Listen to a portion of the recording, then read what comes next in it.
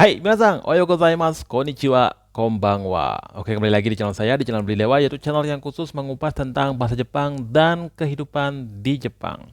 Dan di video kali ini, Sensei ingin memenuhi sebuah request dari teman kita yang meminta Sensei untuk ngebahas tentang apa sih itu kata kerja transitif, apa sih itu kata kerja intransitif, ya, apa sih itu tadoshi, apa sih itu jidoshi. Nah, itu yang akan kita bahas di video kali ini. Jadi bagi kalian yang punya pertanyaan yang sama, jadi ingin belajar hal yang sama ya tentang jidoshi, tentang tadoshi, jadi silahkan tongkrongin video ini sampai akhir karena Sensei akan mencoba memberikan penjelasan secara singkat dan secara sederhana dan tentunya yang mudah dipahami ya. Tetapi ingat, bagi kalian yang baru saja bergabung dengan channel ini atau menemukan channel ini, silahkan tekan dulu tombol subscribe-nya karena dengan menekan tombol subscribe kalian akan mendapatkan video-video, tentunya video-video yang terbaru ya, tentunya yang akan ngebahas tentang bahasa Jepang dari saya ya, yang tentunya ini akan sangat bermanfaat sekali bagi kalian yang sedang belajar bahasa Jepang. Oke, dan tanpa berlama-lama kita langsung saja masuk ke pembahasan kita hari ini, yaitu apa itu jidoshi dan apa itu tadoshi.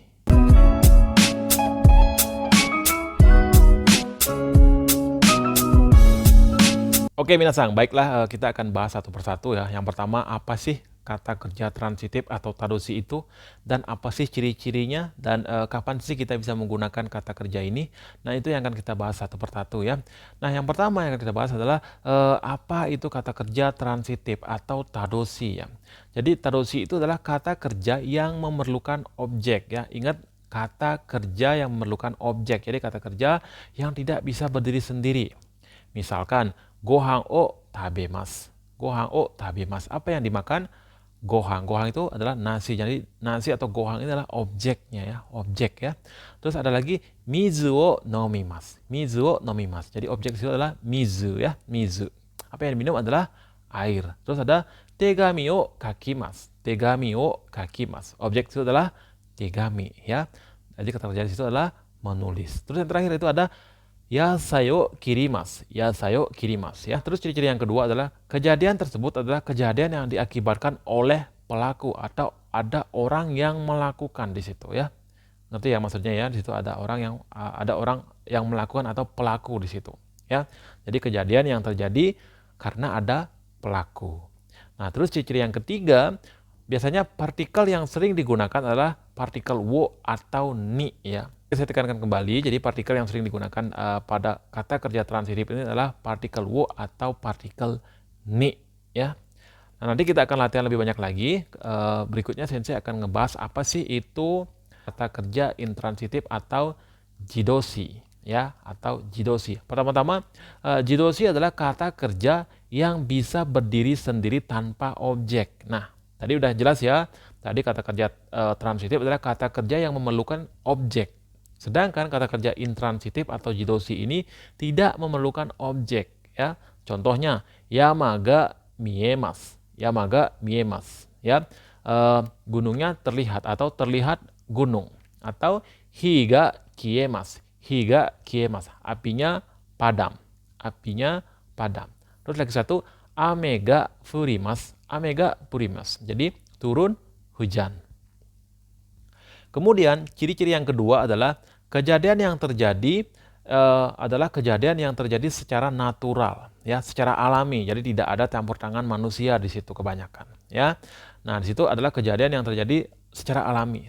Gampangnya kita memahami adalah seperti itu. Jadi kejadian yang terjadi secara alami itu cenderung menggunakan kata kerja intransitif ya.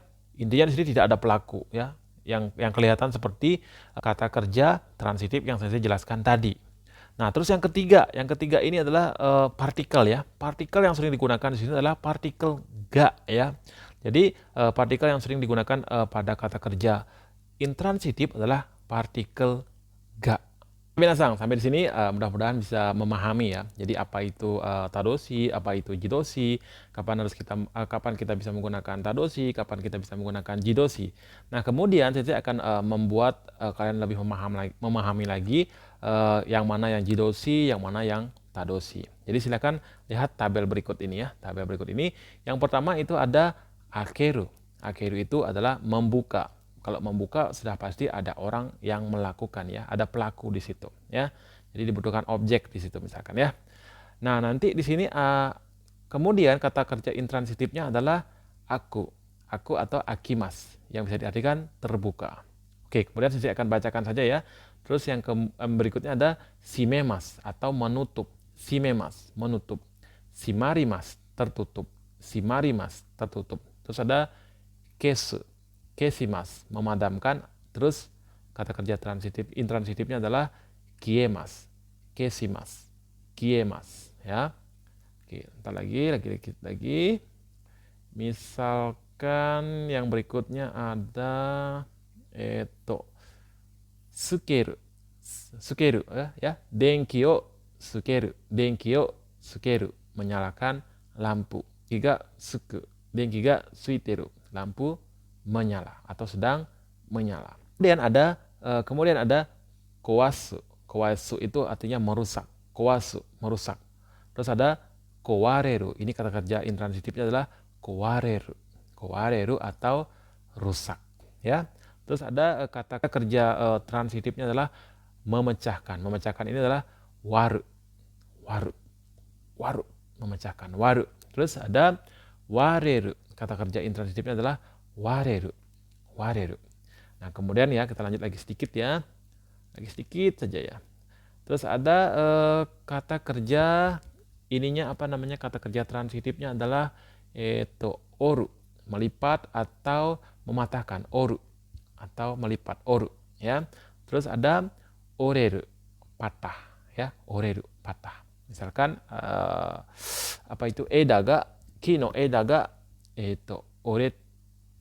oreta atau. Nah, kemudian coba kita lihat perbedaannya dalam sebuah kalimat sekarang ya. Satu kalimatnya akan menggunakan kata kerja transitif, yang lagi satunya akan menggunakan kata kerja intransitif. Contohnya seperti ini. Tadi kita sudah belajar ya. Tadi kita sudah belajar yang namanya akeru sama aku, ya. Akeru sama aku, akemas sama akimas, ya. Nah, contohnya seperti ini. Mado o akeru, mado o akeru, ya. Itu ada objeknya di situ ya. Mado o akeru. Terus ada di sini mado ga aku. Mado ga aku. Jadi tidak ada pelaku di situ dengan jelas ya. Misalkan mado o akeru, ya, membuka jendela. Mungkin kita pelakunya atau kita bisa nyuruh sama orang, mungkin bisa.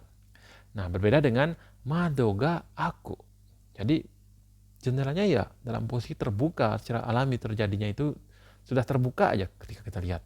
Misalkan seperti itu. Ya, mado ga aku. Mado ga aku atau mado ga aiteru, ya. Kemudian kita akan coba membuat contoh dengan kata kerja kesu sama kieru. Kesimas dengan kiemas, ya. Misalkan hi o kesu. Hi o kesu, memadamkan api. Yang kata kerja intransitifnya hi ga kieru. Hi ga kieru, apinya padam. Apinya padam. Nah, kemudian ini mungkin contoh yang mungkin paling mudah dipahami ya. Ini yang terakhir atau yang lagi satu ini ya, yang terakhir mungkin ini. Contohnya adalah kan tadi Sensei kan ngejelasin kata kerja intransitif ini adalah kebanyakan kata kerja atau kejadian yang terjadi secara alami. Misalkan kita coba bahas mimas sama miemas. Mimas sama miemas, ya. Misalkan yamao mimas. Yamao mimas. Jadi di situ kita harus ada usaha di situ, harus ada pelaku di situ. Maksudnya ada usaha untuk bisa melihat yang namanya yama itu atau gunung itu, ya. Fujiyama ite yamao mimas, misalkan seperti itu. Sedangkan miemas ini kita tidak ingin sebenarnya melihat yang namanya yama itu. Tetapi dia terlihat dengan sendirinya, terlihat secara alami. Nah, misalkan kita buka mado atau buka jendela nih, blak buka jendela, nongol aja tuh gunung, ya, terlihat aja itu gunung. Nah, itu kejadian yang terjadi secara alami. Itu yang disebut dengan jidoshi. Ya, mungkin ini kesimpulan terakhir yang akan membuat kalian paham apa itu jidoshi dan apa itu tadoshi. Misalkan yamao mimas. Jadi ada usaha di situ ya. Kita harus pergi atau melakukan sesuatu agar bisa melihat yang namanya yama atau gunung itu. Tetapi yama ga miemas, kita tidak ingin sebenarnya melihat yama itu, tetapi yama itu terlihat secara alami, terlihat saja. Mungkin dengan nggak sengaja kita buka jendela, kelihatan Yama di situ. Nah, di situ Yama ga miemas. Itulah tadi penjelasan Sensei tentang apa itu Tadoshi, apa itu Jidoshi, kapan kita bisa menggunakan Jidoshi, kapan kita bisa menggunakan Tadoshi. Mudah-mudahan bagi teman-teman, terutama teman yang meminta agar Sensei mereview apa itu Jidoshi dan apa itu Tadoshi, bisa memahami apa maksud Sensei dan bisa memahami lebih banyak lagi, lebih paham lagi lah istilahnya gitu loh. Jadi mudah-mudahan bisa menerima penjelasan ini dan bisa memahaminya. Oke, sekian dulu video dari saya. Mudah-mudahan kita bisa bertemu di video berikutnya ya. Jadi tetap support channel ini agar selalu bisa menjadi channel yang bisa membantu teman-teman kita atau bahkan kalian yang sedang belajar bahasa Jepang. Oke, apabila video ini bermanfaat silahkan share ke teman-teman kalian agar lebih banyak lagi bisa membantu teman-teman kita yang sedang belajar bahasa Jepang. Oke, sampai ketemu di video berikutnya dan sayonara.